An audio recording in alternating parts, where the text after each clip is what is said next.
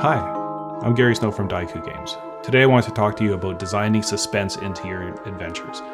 I know in a lot of Dungeons & Dragons games, monsters are at the key point of it as far as the fear that they are, and especially that comes into play with the OSR style of play where, you know, your decisions can be very lethal. If you make a mistake or miscalculation, you're going to die. So nobody wants to see that happen, so the players accordingly make decisions based upon what they know. And part of that is that you have to design the information for the players to learn from the scenario so that they can make informed decisions. Now, one of the key people that in the history of cinema and storytelling is Alfred Hitchcock, and he is a master at building suspense in scenarios. So let's go to a clip of him, and then I'm going to run through a scenario that you can take some of the lessons that he teaches you in the video, and we'll apply it in real life. So here's Alfred Hitchcock. 4 people are sitting around a table, talking about baseball, whatever you like. 5 minutes of it, very dull. Suddenly, a bomb goes off, blows the people to smithereens. What do the audience have? 10 seconds of shock. Now take the same scene and tell the audience there is a bomb under that table and will go off in 5 minutes. Well, the whole emotion of the audience is totally different because you've given them that information that in 5 minutes' time that bomb will go off. Now the conversation about baseball becomes very vital because they're saying to you, don't be ridiculous, stop talking about baseball, there's a bomb under there. You've got the audience working. So how can you enact this suspense building in a role-playing game? One of the best ways is through a good description that foreshadows the potential danger. In Lord of the Rings, the glowing blade of Sting was a brilliant mechanism to show when danger was near. In Spider-Man, his Spidey sense. Now, I know what you're probably saying, this isn't a movie, how do you create a warning of danger with only a description? A lot of virtual tabletop technology is really improving and it's creating immersive environments, and I'm sure that sound effects will only increase over time. But at this point, it's still not quite the quality of a movie. However, at the core of Dungeons & Dragons is the theater of the mind.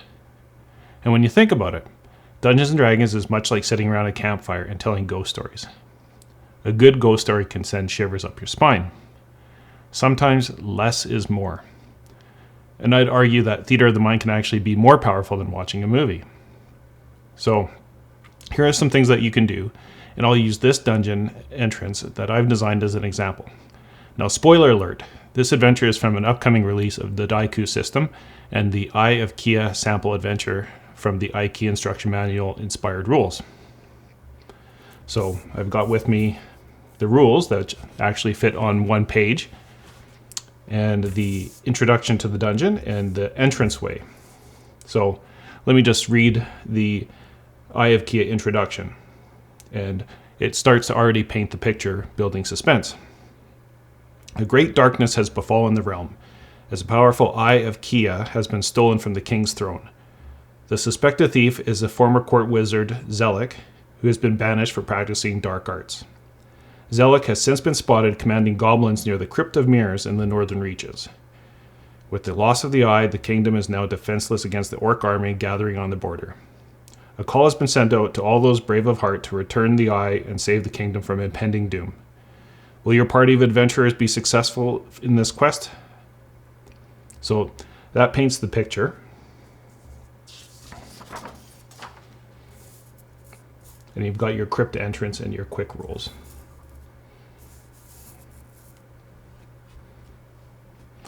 So the first thing is, as the adventurers enter, they hear the sounds of wings flapping, echoing from the shadows. They can see the entrance to the crypt on the far side of the chasm, but there is no clear path to get there. There's a low-lying fog that requires a Senses 18 in the Daiku system to see what's on the ground. There are decayed remnants of bridges that once stood between the platforms. A number of long wooden poles that were part of the bridges are leaning against the ledges. So, The way I build this suspense is the first platform has the remnants of the decayed bridge, including old poles that someone has harvested from it. And pole vaulting is a difficulty agility of 15. So it's quite obvious that pole vaulting is an option just based upon the description that you have. When the players enter the chasm, they hear the flapping wings.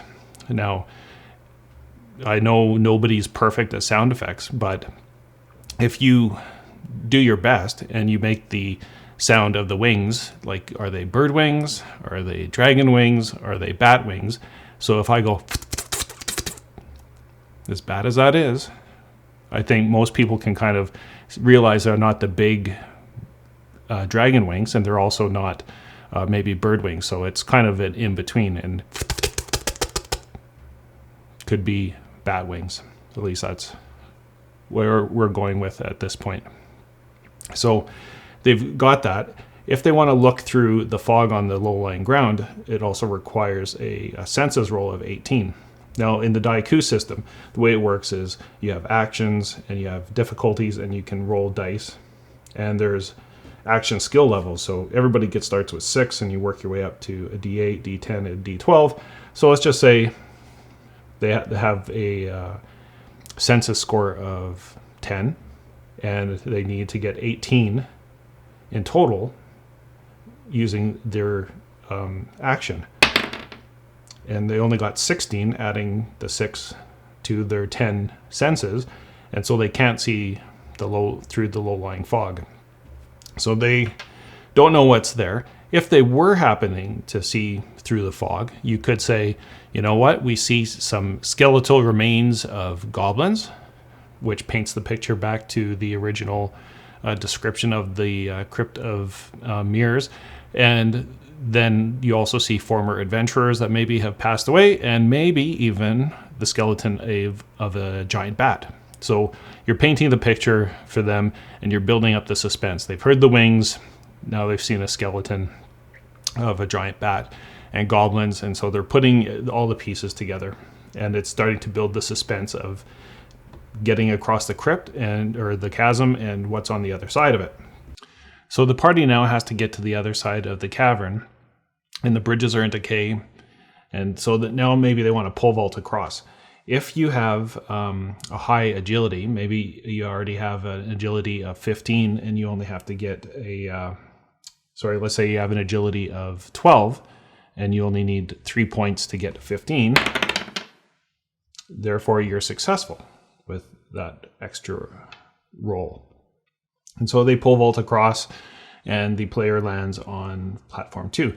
So once the first adventurer reaches the midway platform, they will hear a loud screech from the heights of the cavern. And if you want to do a screeching of a bat, that kind of starts to paint the picture. And once again, you don't really have to go into a lot of detail and be performative. You just say you hear a screeching, and that should already paint the picture. They've heard the flapping of the wings. They've heard the screech. They've seen the bat skeleton potentially, and they've pole vaulted across.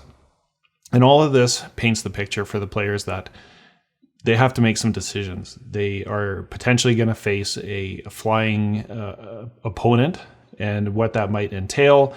Do they have cover if they're up above? Have they seen the ground? If they have seen the ground or they've tested it, they know that it's not like a bottomless pit. Perhaps they'll climb down the bridge, and that might be an easier way, and there's more protection on the ground from the bats. So all of this creates suspense for getting across, and as they get to more platforms, it becomes more suspenseful for them to try to get across, as the bats potentially could swoop down and attack them. And so their party might be split up. Do they have somebody with a bow that could potentially shoot the bats and provide cover for the players as they go across? What if somebody gets hurt, or what if somebody fails their agility score and they fall to the ground? Then what happens? So maybe there's more danger on the ground that they're unaware of. So there's a lot of potential there. But at the end of the day, what you want to do is allow the players to make informed decisions, and at the same time, you build that suspense. So going back to the Alfred Hitchcock example, and rather than just say you are walking and you're attacked, you have to paint the picture of the impending doom. And in the OSR style, often combat could be lethal, and there's no kind of fudging the dice. I mean, the dice are the dice, and if you end up being killed, you end up being killed. And ultimately, you want to make sure that the players have an informed idea of the dangers so that they could make decisions to avoid that fate. And ultimately, if you look at a lot of the best kind of horror movies and fantasy movies, they all have this suspenseful piece where you're actually hiding, just like the Fellowship when they're hiding from the wraths, the ring wraths, and they're hiding under the stumps, and they're best to avoid it. And you don't have to have combat to have a good time. So it's one of those things that if people can avoid combat, they will, or if they'll make better decisions, or they'll strategize on alternatives to what their current action is if you paint the picture for them. I hope some of the lessons from Alfred Hitchcock and just running through the scenario has really helped you inform your design for future dungeons.